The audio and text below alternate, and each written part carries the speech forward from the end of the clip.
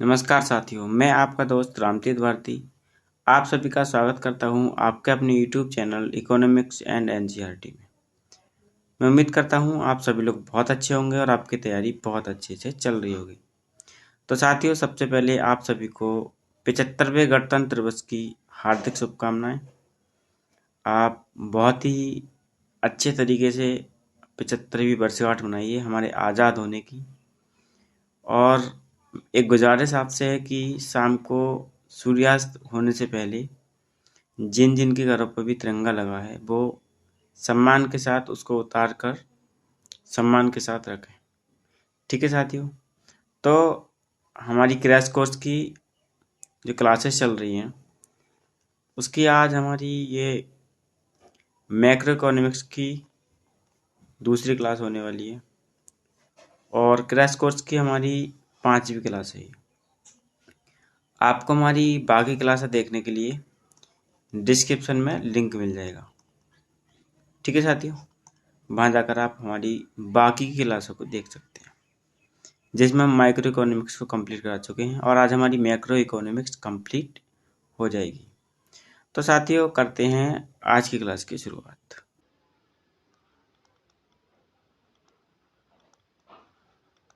Equilibrium level of income, level of income. आज हम इसके न्यूमेरिकल आपको बताएंगे।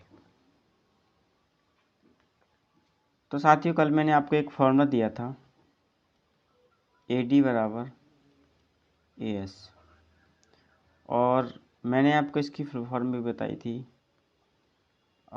एक बार और बता देते हैं। जहाँ AD जो है वो एग्रीगेट डिमांड है,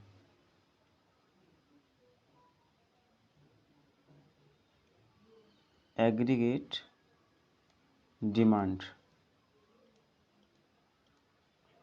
यानी कि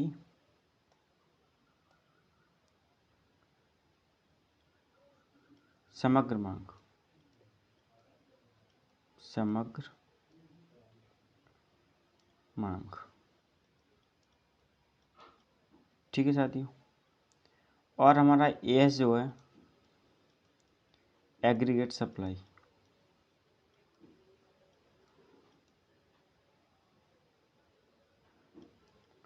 एग्रीगेट सप्लाई। ठीक है साथियों, यानी कि समग्र पूर्ति, समग्र पूर्ति। ठीक है साथियों, अब इसी के बेस पर हम जो कुछ न्यूमेरिकल लेके आए हैं उनको सॉल्व करने वाले हैं। तो साथियों, AD और AS को यूज़ करके हम एक फॉर्मूला बनाते हैं जिसकी सहायता से हम इक्विलिब्रियम लेवल ऑफ इनकम को निकालेंगे।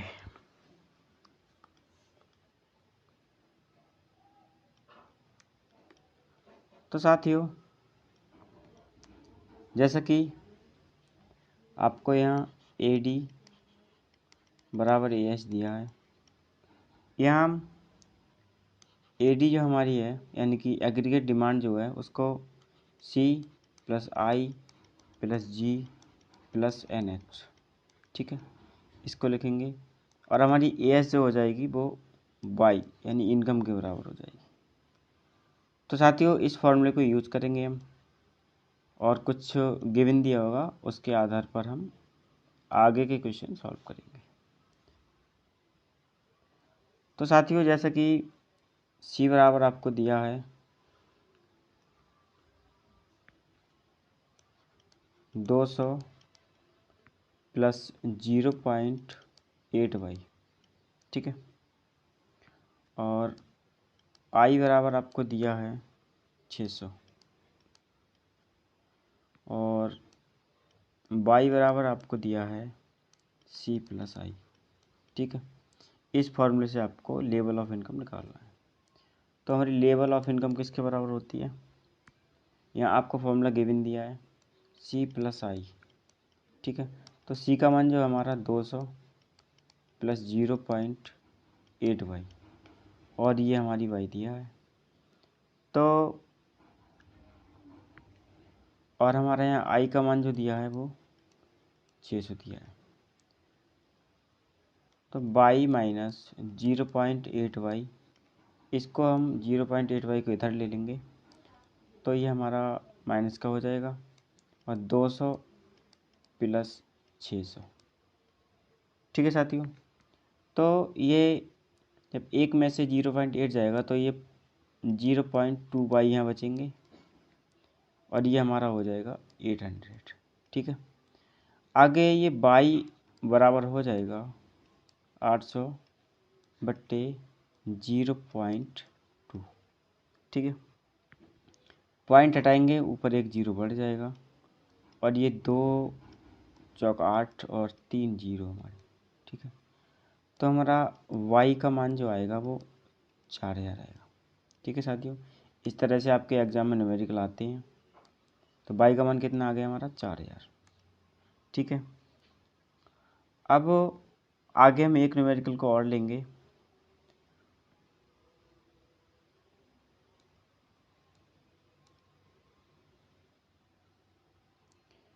अगले न्यूमेरिकल में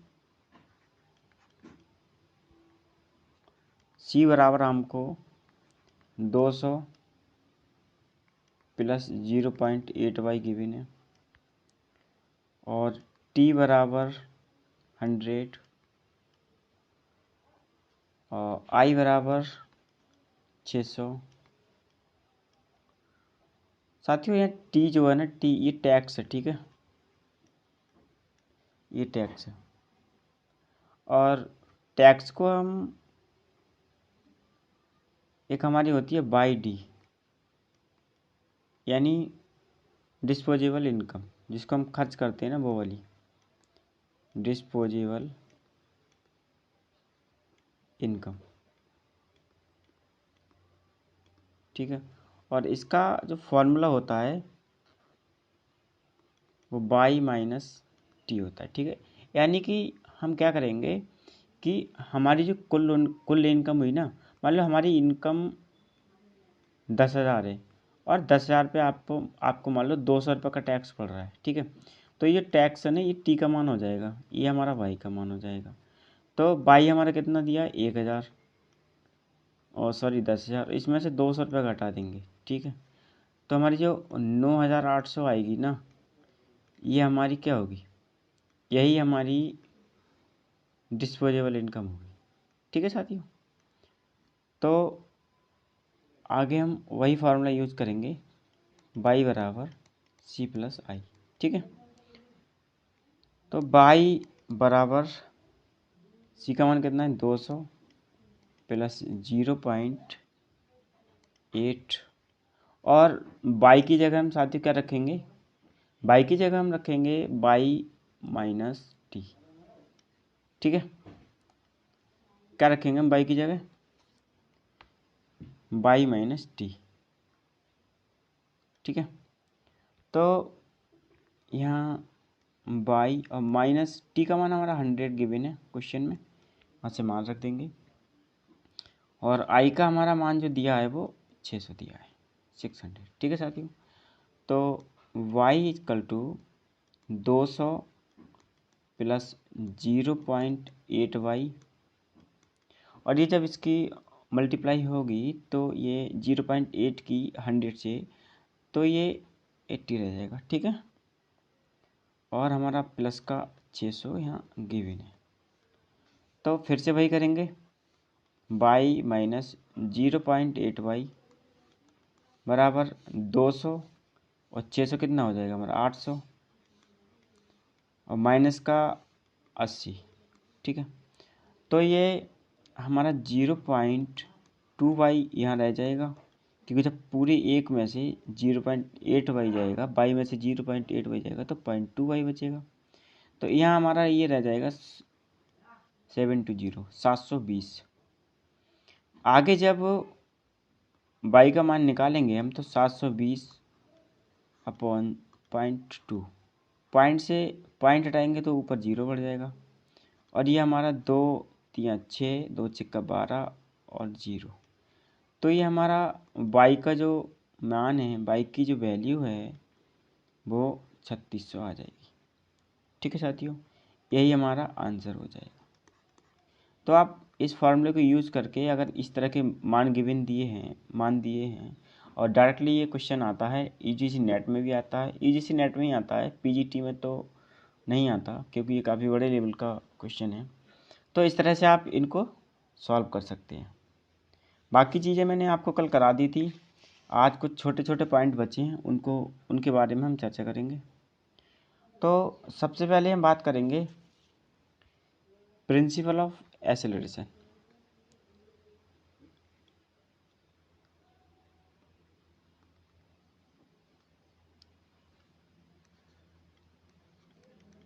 प्रिंसिपल ऑफ एक्सेलरेशन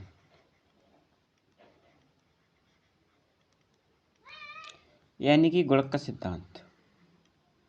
साथियों, गुणक का सिद्धांत जो है ना, इसका जो प्रतिपादन करने का श्रेय जाता है जे एम क्लार्क को जाता है। और ये क्वेश्चन डायरेक्टली आपसे पूछा जाता है कि गुणक का सिद्धांत जो है वो किसने दिया है, तो जे एम क्लार्क। और इसकी ईयर मैचिंग वाले क्वेश्चन में आती है, तो इसको भी आप याद रखें, 1971। ठीक है साथियों, और ये होता है क्या बराबर del I upon del C. ठीक है साथियों, बीटा बराबर del I upon del C, इसको आप याद रखेंगे। आगे एक छोटा सा कॉन्सेप्ट और है कि क्वेश्चन आता है कि सामान्य गुणक को और त्वरक को किसने जो है मिक्स किया था। यानी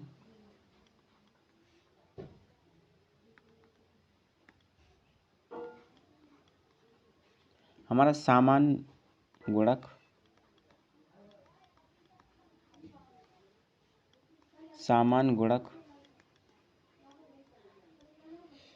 यानी कि नॉर्मल मल्टीप्लायर और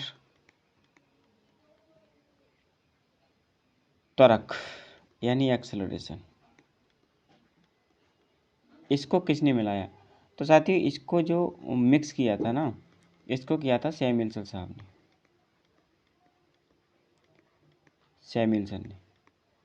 और ये क्वेश्चन पूछा गया है पीछे, इसलिए मैंने आपको ये बता दिया। आगे हम बात करेंगे कि जो सुपर मल्टीप्लायर का कॉन्सेप्ट है किसने दिया है।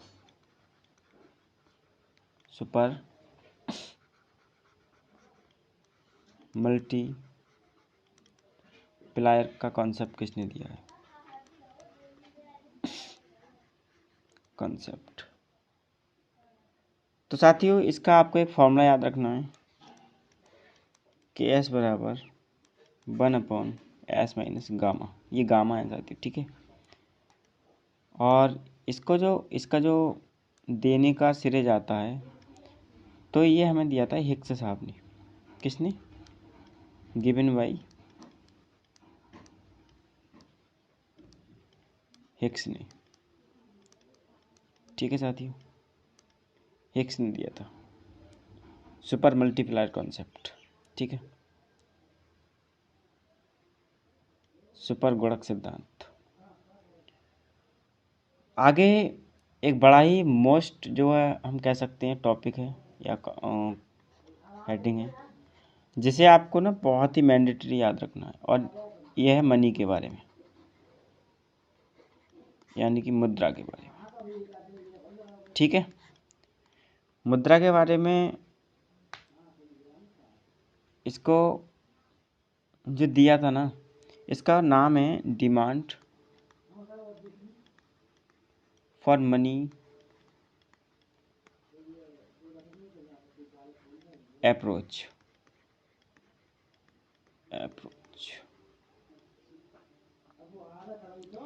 यानी कि मुद्रा की मांग का सिद्धांत, इसको दिया था फिशर ने। ठीक है, और इसका बड़ा ही फेमस फॉर्मूला है जो आपसे पूछ लिया जाता है मैचिंग वाले क्वेश्चन में और डायरेक्ट भी, MB बराबर PT। इसको आप याद रखेंगे, बहुत ही मोस्ट है क्योंकि कई बार पूछा जा चुका है। आगे मनी के बारे में क्वेश्चन बहुत है जो अक्सर हर एग्ज़ाम में आपको देखने को मिल जाता है, चाहे वो नेट के एग्ज़ाम में तो आता ही है, इसके अलावा PGT के एग्ज़ाम में भी आपको खूब देखने को मिलता है। Supply of money,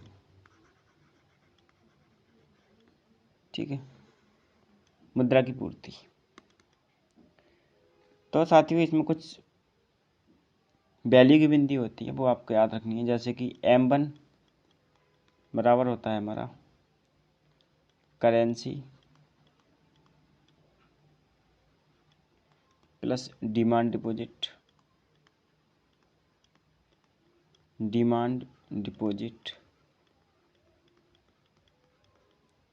plus other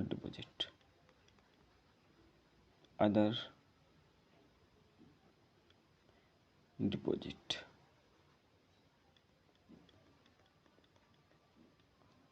यानी कि जो चलन में मुद्रा होती है वह मुद्रा, और मांग जमा, और हमारी अदर जो डिपॉजिट होते हैं वो इसमें शामिल होते हैं। दूसरा हमारा होता है M2। M2 में M1 की सारी वैल्यू होती है, प्लस पोस्ट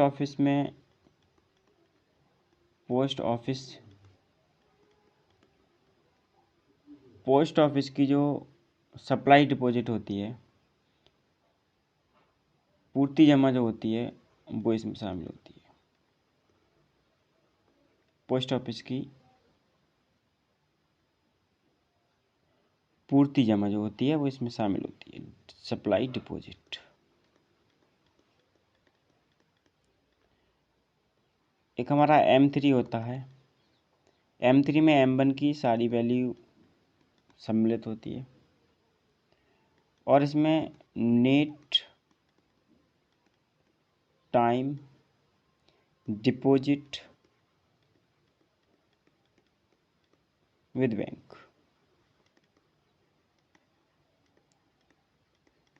यानी कि समय मांग जमाएं जो होती है ना, नेट टाइम डिमांड डिपॉजिट, यानी कि समय मांग जमाएं इसमें शामिल होती है, और हमारा ML की वैल्यू शामिल होती है। आगे हमारा M4, तो M4 में हमारा M3 सम्मिलित होता है, plus total deposit,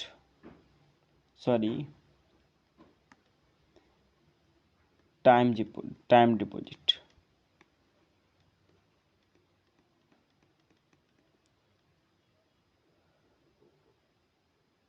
time deposit जो होता है वो पोस्ट ऑफिस की होती है, इसमें पोस्ट ऑफिस वाली, पोस्ट ऑफिस की। तो साथियों आपको यह क्या याद रखना है कि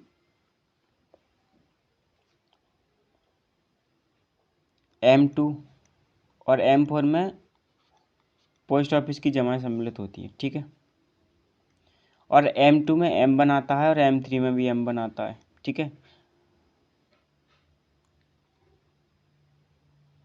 आपको इसको याद रखने के लिए ये याद रखना है कि M2 में पोस्ट ऑफिस आता है और M4 में पोस्ट ऑफिस आता है, बाकी M3 में समय जमा आती है, और M1 में करेंसी, डिमांड डिपॉजिट और अदर डिपॉजिट आता है। और साथियों एक सूत्र आपको मैं और बता दूं, हाई पावर्ड मनी, मुद्रा की उच्च शक्ति मुद्रा, हाई पावर्ड मनी। इसका सूत्र आप याद रखें, H बराबर C+R होता है। तो साथियों इसी के साथ हमारी ये क्लास समाप्त होती है और आपका यूनिट 2 जो है उसमें जितना भी इम्पोर्टेंट था वो मैंने आपको बता दिया है। बाकी आप ओल्ड क्वेश्चन से खुद तैयार कर लें और मैं एक मैराथन क्लास संडे को लेकर आ रहा हूँ, उसमें आपका और कवर हो जाएगा। तो जितनी भी चीज़ें मैंने यहाँ बताई हैं आप इसको बहुत मैंडेटरी याद करें, क्योंकि मैंने वही टॉपिक यहाँ उठाए हैं जहाँ से क्वेश्चन बहुत ज़्यादा पूछा जाता है। तो साथियों, आज की क्लास आपको कैसी लगी हमें कमेंट के माध्यम से ज़रूर बताएं, और अगर क्लास अच्छी लगी हो तो हमारे चैनल को सब्सक्राइब ज़रूर करें और हमारी वीडियो को शेयर करें। Thank you. जय हिंद, जय भारत। Happy independence day.